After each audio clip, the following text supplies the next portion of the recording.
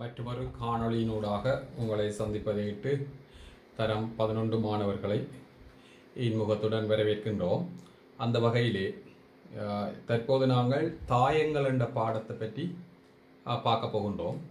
இந்த தாயங்கள் என்ற பாடத்தில் முதலாவது விடயம் என்னவென்றால், இந்த தாயம் என்றால் என்ன? நாங்கள் படிக்க ஒரு தாயம் என்றது எங்களை பொறுத்த வரைக்கும் ஒரு ஒரு ஒரு புதுமையான ஒரு சொல்லு மாதிரி இருக்குது. ஆனால் அது வேறொன்றும் இல்லை. உண்மையில் ஒரு நிறைகளாலும் நிறையண்டா அடுக்கி அடுக்கி இருக்கு. நிழல்களாலும் நிழலண்டா நிலைக்குத்தான் இருக்கும், பக்கம் பக்கமாக இருக்கும். நிறையண்டா ஒன்றுக்கு மேலே ஒன்றா வரும், நிழலண்டா பக்கம் பக்கமாக வரும். அப்போ நிறைகளாலும் நிழல்களாலும் அமைக்கப்பட்ட ஒரு எண் கூட்டம்தான் தாயம் எனப்படும். சரியா? என்ன சொன்னால், ஒரு நிழல்களாலும் அமைக்கப்பட்ட ஒரு எண் கூட்டம் தான் தாயம் எனப்படும். உதாரணத்துக்கு பார்ப்போம். இப்ப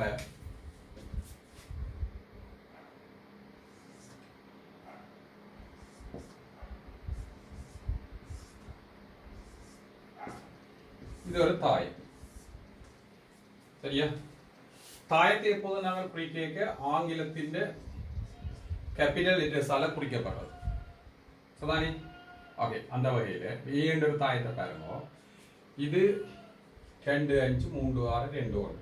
இப்போ இதில் முக்கியமானது இல்லை, எத்தனை நிறை இருக்குன்னு பார்ப்போம். நிறை முதல்ல நிறையத்தான் எப்போதும் படிக்கும். நிறையண்டா இது ஒரு நிறை, 2 நிறை, 3 நிறை, நிறை 3. எத்தனை நிழல் இருக்குன்னு பார்ப்போம். நிழல் ஒரு நிழல், 2 நிழல். அப்ப இந்த தாய வரிசை எப்படி இருக்குமெண்டா, தாய வரிசை முதல்ல நிறைய சொல்ல வேணும், பேருந்து நிழலை சொல்ல வேணும். முதல்ல நிறைய சொல்லியக்க 3, நிழலை சொல்லியக்க தர 2. அப்ப இத சொல்லுற முறை என்னண்டா, மூன்றின் இரண்டில். அதான் அந்த தாயத்தை சொல்ற முறை. அதாவது என்ன சொன்னா, நிறைகளாலும் நிழல்களாலும் அமைக்கப்பட்ட ஒரு எண் கூட்டமே தாயம் எனப்படும். அப்புறம் தாயத்தை நாங்கள் குறிக்க ஆங்கில கேபிட்டல் லெட்டர்ஸ் மட்டும் பயன்படுத்தப்படும். அவ்வளவுக்குள்ளே ஒரு அடைப்புக்குள்ள குறிச்சால் அதான் என்ன சொல்றது, தாயம் என்று சொல்லுவோம். சரிதானே? அப்ப இதுல நிறை எத்தனை இருக்குன்னு பாருங்க. 3 நிறை இருக்கு. நிழல் எத்தனை இருக்குண்டா 2 நிழல் இருக்கு. ஆகவே நாங்கள் இந்த தாயத்தின் வரிசை என்றது 3 தர 2 என்றுதான் தாயத்தின் வரிசையை போடுறோம். அதாவது இப்படித்தான் தாயத்தின் வரிசையை போடுவோம். இதுல போட்டு விடுவோம். சரிதானே? தாயத்தின் வரிசை.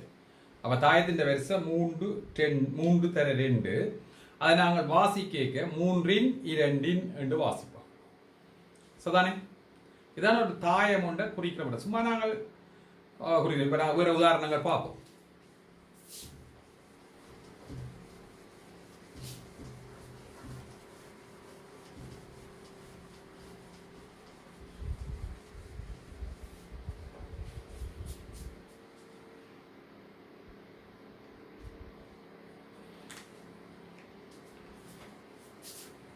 இதை பார்ப்போம். 2, 3, 1. P என்றது தாயம். Q என்றது தாயத்தை பார்ப்போம். 2, 5. இப்ப இதை எவ்வாறு சொல்றதுன்னா, இந்த தாயத்தை இலக்கங்கள் ஒன்றுக்கு மேலதான் இருக்கு. இவ்வாறான தாயத்தை சொல்றது நிறைத்தாயம் என்று சொல்றது. நிறைத்தாயம்.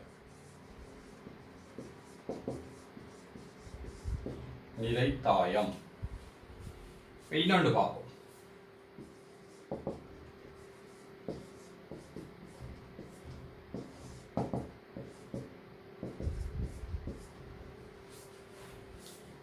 இதை சொல்றது நிழல் தாயம்.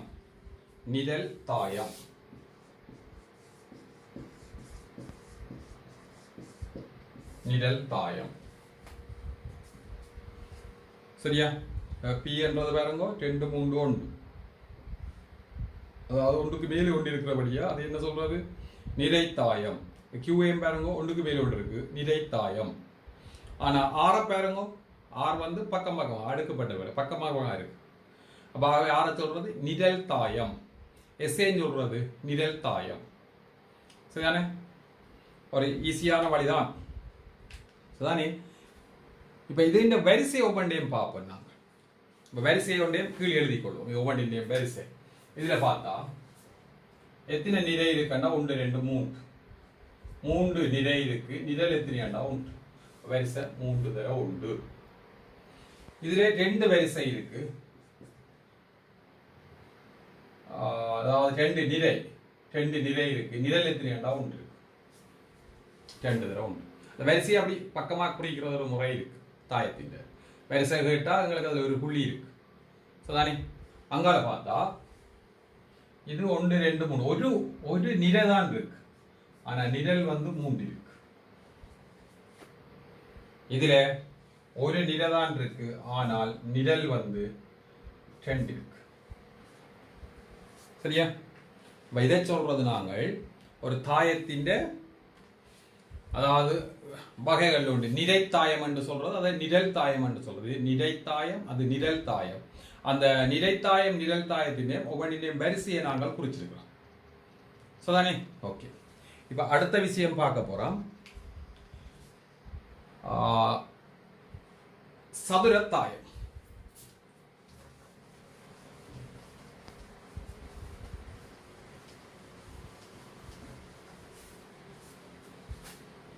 சரியா? சதுரத்தாயம்.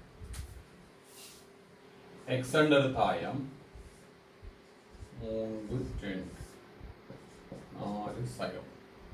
Y என்ற தாயம் 2 1 0 2 0 1 3 0 3 1. சரியா? இதை சொல்றது சதுரத்தாயம் என்று சொல்றது. இந்த சதுரத்தாயத்தின் வரிசைகளை பார்த்தா நிறையும் நிழலும் சமனாகத்தான் இருக்கு. பாருங்க, 2 நிறை 2 நிழல். அப்ப 2 தர 2. இதுல பாருங்க எப்படி இருக்காங்க, 3 தர 3. இது எவ்வாறு சொல்றதுன்னா சதுரத்தாயம். சரியா? இதை சொல்றது சதுரத்தாயம். இந்த சதுரத்தாயத்தில இன்னொன்று இருக்கு பார்ப்போம். அலகுத்தாயம் ஒன்று இருக்கு. சதுரத்தாயத்தில் இன்னொன்று அலகுத்தாயம். புக்கில் தேவையான அந்த தாயத்தின் வகைகளில் ஒவ்வொன்றும் இருக்கு. நாங்கள் அந்த பயிற்சி தாயத்தின் வகைகளை வந்து வேறுபடுத்திக் கொள்ள போகலாம். அதுல கேள்வி இருக்கு. சரியானே? தாயத்தின் வகைகளை வேறுபடுத்துறதுக்கான கேள்விகள் நிறைய இருக்கு. அதை நாங்கள் பார்த்து கொண்டு போகலாம். சரியா? இப்ப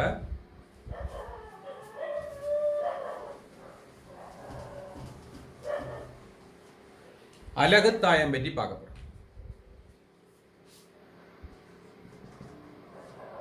1 0 0 1. இது ஒரு அலகுத்தாயம். അതിന്റെ വരിസை 2 தர 2.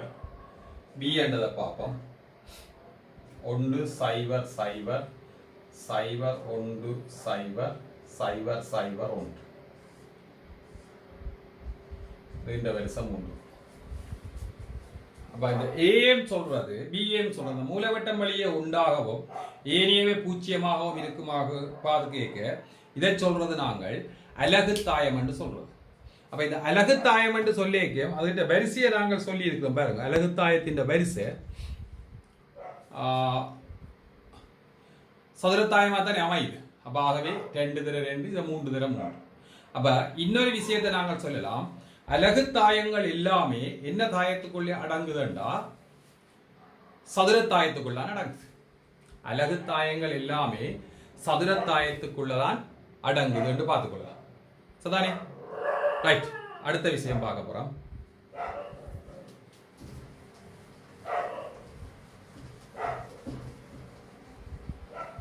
சமச்சீர் தாயம். சமச்சீர் தாயம்.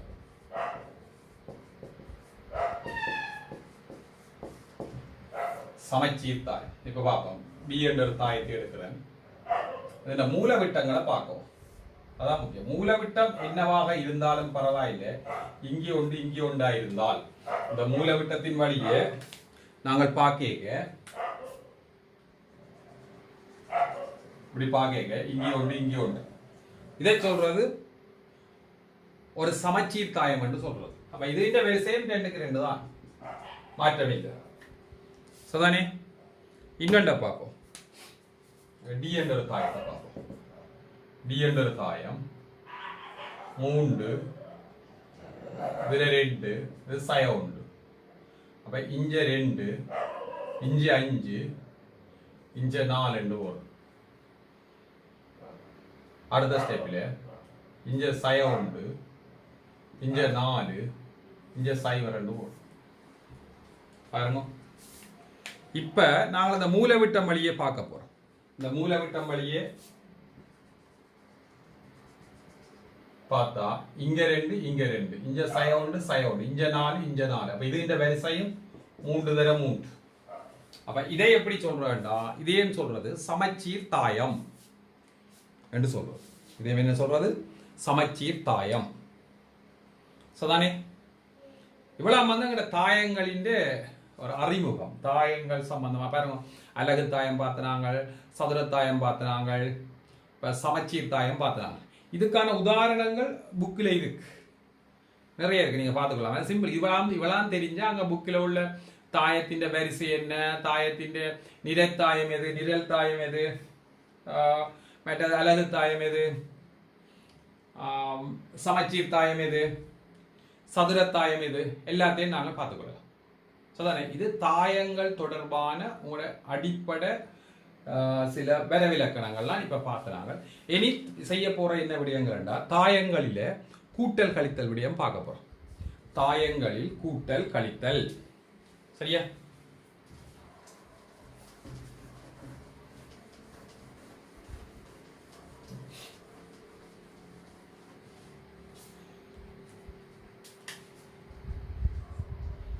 தாயங்களில் கூட்டல் கழித்தல். சரியா? பாருங்க, கஷ்டம் இல்லை, செய்யா சிம்பிள் அப்படியே. அதான் பெருசா ஒரு கஷ்டமும் இல்லை. இப்போ ஏ என்ற ஒரு தாயத்தை எடுப்போம். அதே தாயத்துக்கு ஒரு பேரை போடுவோம். ஏ என்ற ஒரு தாயம் 3 2 1 5. பி என்ற ஒரு தாயம் 1 2 2 4. சரியா? முதலாவதாக கேட்டது என்னண்டா, தாயம் ஏயையும் தாயம் பியையும் கூட்ட போறோம். சரியா?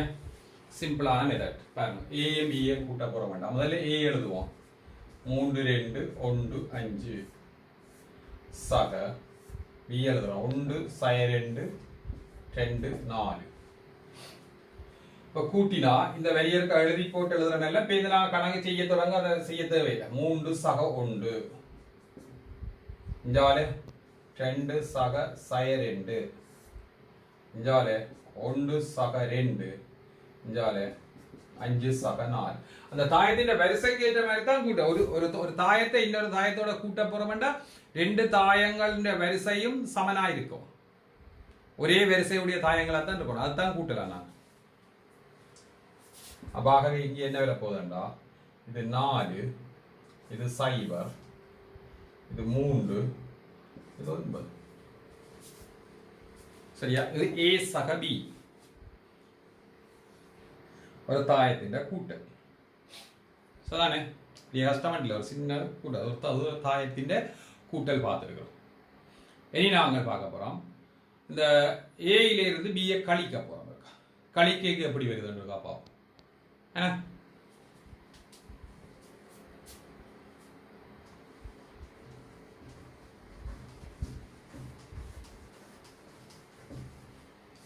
பாருங்க, இது ஏயிலிருந்து பியை கழிக்க போறோம். அப்ப 3 சய 1 2 சய சய 2 வழியா பார்க்கணும். 2 சய சய 2 இந்த 1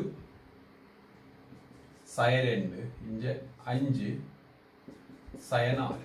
அப்ப ஆகவே என்ன வர போகுதுண்டா, 3ல் 1 போனா 2 2 സയ സയ 2 സയതര സയ സക അപ്പൊ 2 2 2 എത്ര 4 ഇതിലെ 1 ലെ 2 പോന സയ 1 5 ലെ 4 പോന 1 ഇത് a സയ b சரியா a സയ b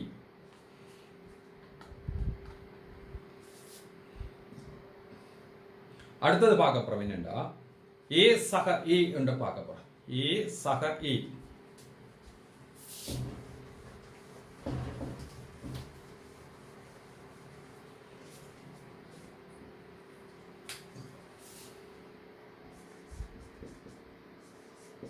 அப்ப என்ன செய்ய போறோம் a அப்படி எழுத போறோம் 3 2 1 5 சக 3 2 1 5 சரியா கூட்டுவேன் நான் 3 3 3 சக 3 இது எப்போதும் எழுத தேவையில்லை அங்கால 2 சக 2 1 சக 1 5 சக 5 அப்ப இதுல பார்த்தால் 3 3 6 2 2 4 2 10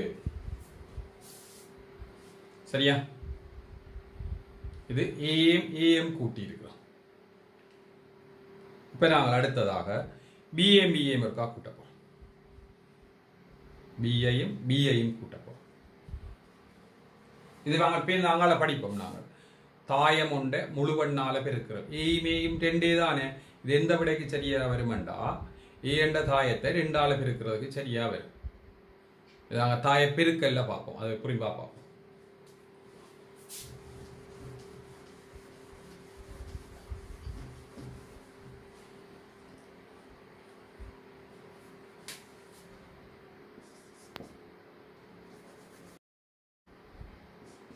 B சக B 1 சய 2 2 4 சக 1 சய 2 2 4 போட்டா 1 1 2 சய 4 4 8 இது B சக B 2B என்று சொல்றோம் சதானே இது 2B என்று வரும் அப்ப தாயங்கள்ல கூட்டல் கழித்தல் ஒரு ஈஸியானது மறை இலக்கங்கள் வரையக்க நாங்கள் கொஞ்சம் அவதானமாக பார்க்கணும் செய்கிற செய்கைகள் எல்லாம் சில நேரம் நாங்கள் பிளவிட சான்ஸ் இருக்கு மறை இலக்கங்கள் வரையக்க அதுல கொஞ்சம் அவதானமாக எடுத்து கழிச்சா சரி மற்றபடி நாங்கள் நேரடியாக கூட்டலாம் 1 சக 1 சய 2 தர சய 2 2 சக 2 4 தர 4 2 தனித்தனி எழுதி காட்டணும் நியதி இல்லை சரிதானே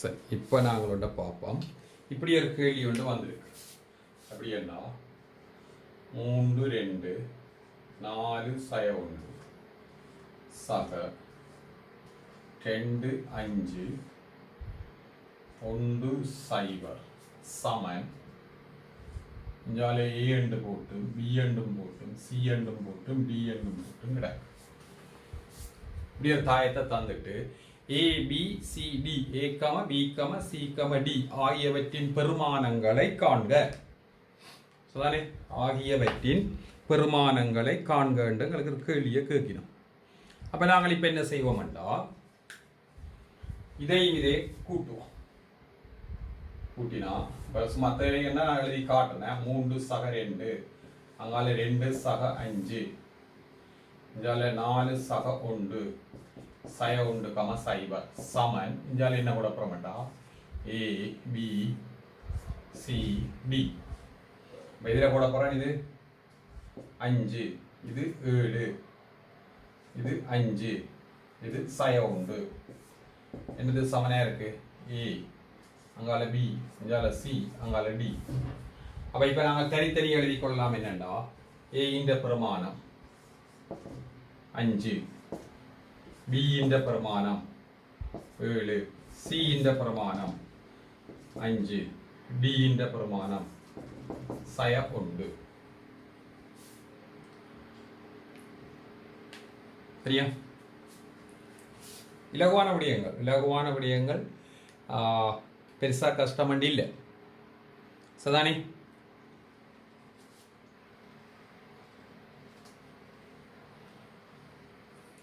இதே போல இன்னொன்று பார்ப்போம், ஒரு கழித்தல்ல பார்ப்போம். கூட்டல் கழித்தல் அவ்வளோதான், அதுலேயே ஒவ்வொரு வித்தியாசமாக வர கணக்கை பார்க்க போகிறோம். இப்போ நாங்கள் கழித்தலை பார்ப்போம்.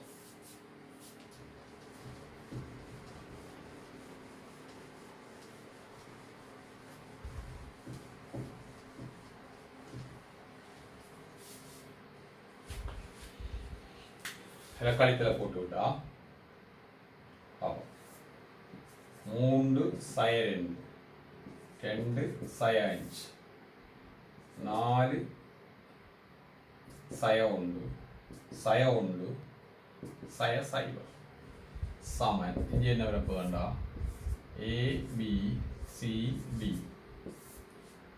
3ல 2 போனா 1 2ல 5 போனா சய 3 4ல 1 போனா 3 சய 1ல சய போனா சய 1 சமன் A B C D. சரிதானே? அப்போ ஒவ்வொன்றின பிரமாணத்தை எழுதினா A சமன் 1 B சமன் சய 3 C சமன் 3 D சமன் சய 1. சரியா? அப்படியே அதில் பிரமாணங்கள் வருது. சாதாரணமான ஒரு கழித்தல். சரிதானே? இப்போ எல்லாம் செய்கிறது வரிசை 2க்கு 2ல் செய்கிறோம், 3க்கு 3ல கணக்கு செய்யலாம். புக்கில் இருக்குங்களுக்கு தேவையான கணக்கு இருக்கு. சரிதானே? 3க்கு 3ல் வாரது, 2க்கு 2ல் வாரது. இப்போ நாங்கள் இருக்கா தேவையான புக்கில் உள்ள கணக்கில் பார்க்கலாம் இருக்கா. சரிதானே?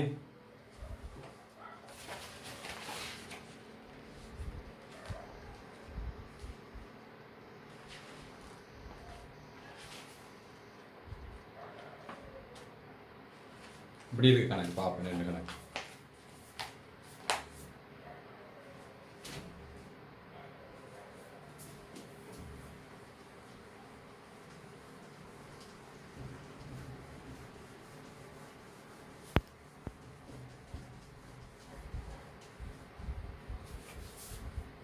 புக்கில் உள்ள கொஞ்சம் கடினமான விண்ணுக்குள்ள கொஞ்சம் கடினமான கணக்கில் இருந்து பார்ப்போம். அதானே எப்படி இருக்கு? 2 சய 3 1 2 இதோட x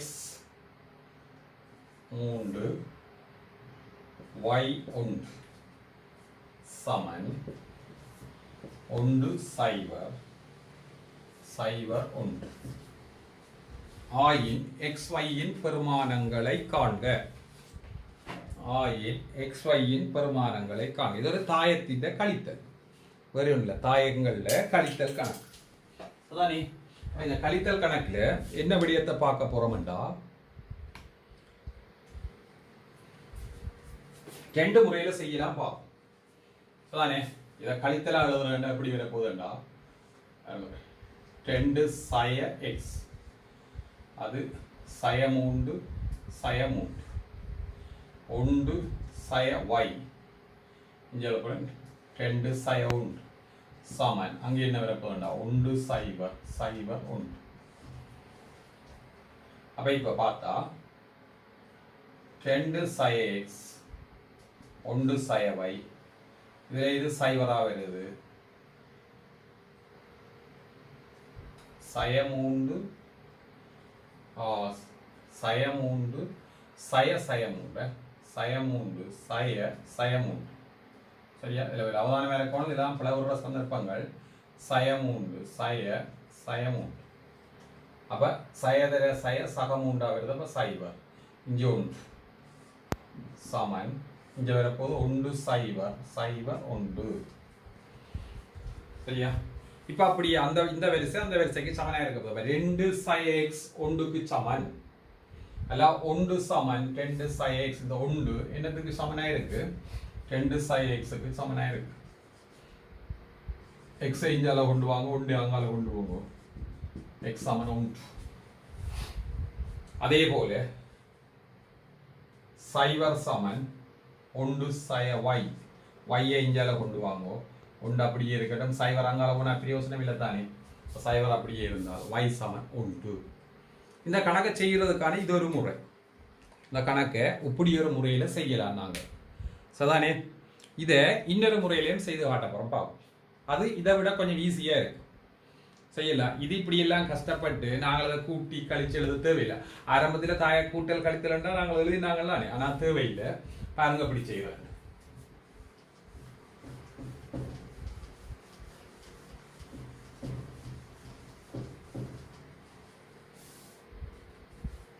அந்த வரிசை ஒவ்வொன்றையும் பாருங்க, ஒரு இடத்தின் அமைவை பாருங்க.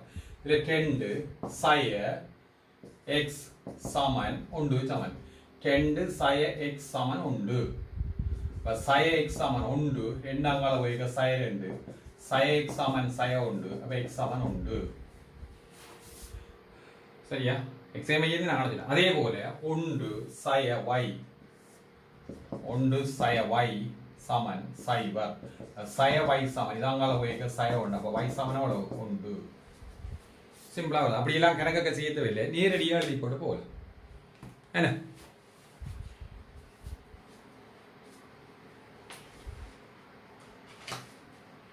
இன்னொரு கணக்கை பாருங்க.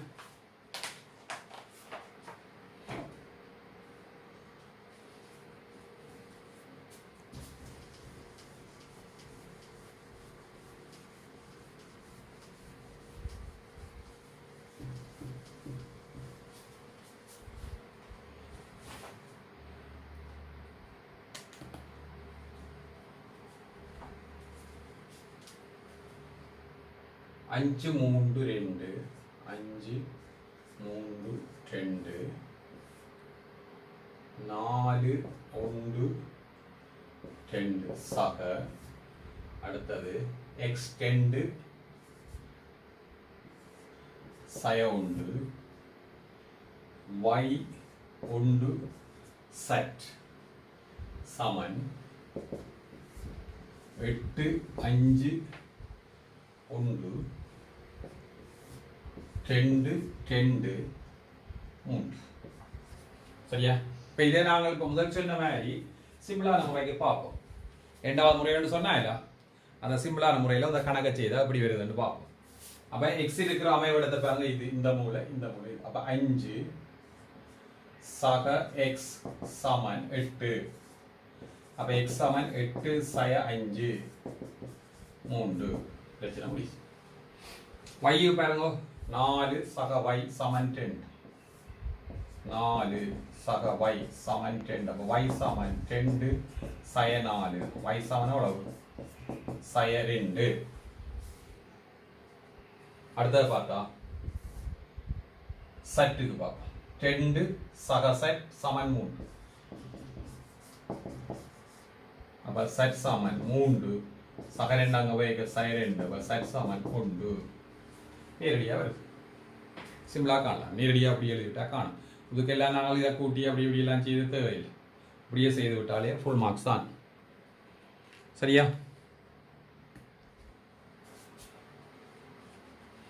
இதில் இன்னொன்று பார்க்க போகிறோம். இதெல்லாம் புக்கில் உள்ள கணக்கு நீங்கள் செய்து பார்க்கலாம். இதுக்கு முன்னுக்குள்ள கணக்கெல்லாம் செய்யான ஈஸி. சரிதானே? 3 வரிசை 3க்கு 3ல் இருக்குது. அப்படியெல்லாம் இருக்குது கணக்கு. இன்னொன்று பார்ப்போம்.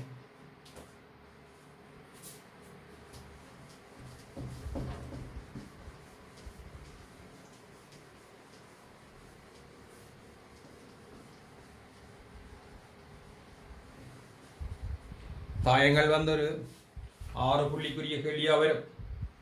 சில நேரம் குறைஞ்சது 4 புள்ளி வருமா, குறைஞ்சது 4 புள்ளி, கூடினது ஒரு 6 புள்ளிக்குரிய கேள்வியா வரும். பகுதி 1லையும் பெறலாம், பகுதி 2லையும் பெறலாம். இப்போ பாருங்க 3 2 4 1 சய 5 4 3 2 சமன். இது முன்ன ஏற்கனவே நாங்கள் செய்ததான் ABCD இப்படி கணக்கு செய்திருக்கிறோம். சரிதானே? ABCD ஆகியவற்றின் பிரமாணங்களை காண்க. நீங்கள் அதை காணிக்கலாம். முன்ன நாங்கள் செய்திருக்கலாம். சயவாரபடியா எங்களுக்கு 3 சய 5 8 சய 4 4 சய 3 1 சய 2 சமன் ABCD. இது எவ்வளோ வரப்போகுது சய 2 அங்கேயும் சய 2 1 சய 1 சமன் ABCD. இந்த சய வந்த வழியாக கழிச்சு காட்டியது அவ்வளோதான், வேறு ஒன்றும் இல்லை. சகவண்டா நாங்கள் நேரடியாக கூட்டி போட்டு போடலாம். சயவண்டு வரையக்க சில நேரம் நாங்கள் பிள்ளை விட்டாலும் என்றதுக்காக தான் எழுதிக்கலாம். மற்றபடி செய்யக்கூடியண்டா ஒரு வச்சு இது கொண்டு போகலாம், பிரச்சனை இல்லை. அவை சமன் இல்லை கழிச்ச 3 சய 5 2 சய 2 1 சய 1 ரைட்டு. அப்போ A Saman 2 B Saman A சமன் சய 2 B சமன் சய 2 C சமன் 1 D சமன் சய 1. சொல்லுங்க பிரமாணங்களை பாருங்க, பிரச்சனை இல்லை. இன்னொரு கணக்கை பார்ப்போம். அதாவது சரியான சிம்பிளான கணக்கு, அது கஷ்டம் வண்டி இல்லை. சரியா?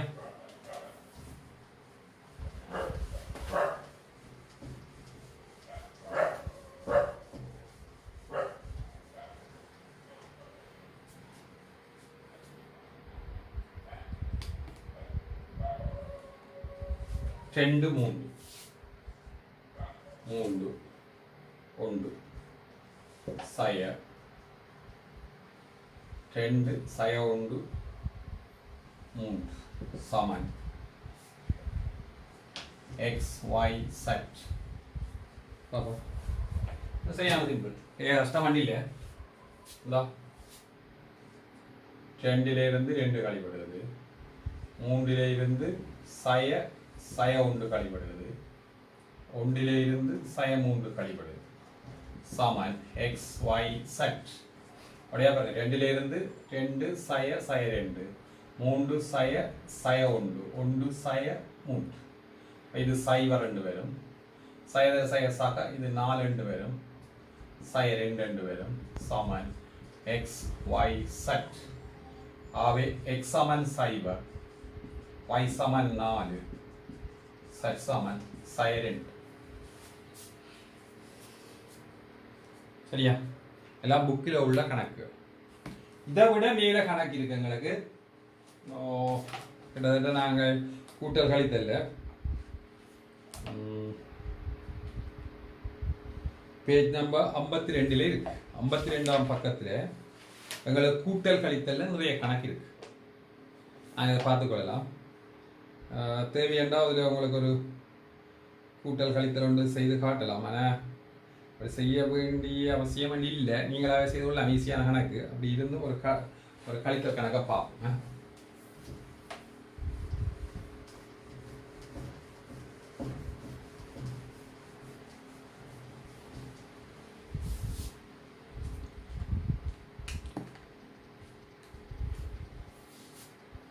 ஆறு 3 2 4 3 5 3 சய 2 1 சய இஞ்சால வரப்போகுது 3 2 சய 2 2 சைவ 2 1 சய 5 சய 4.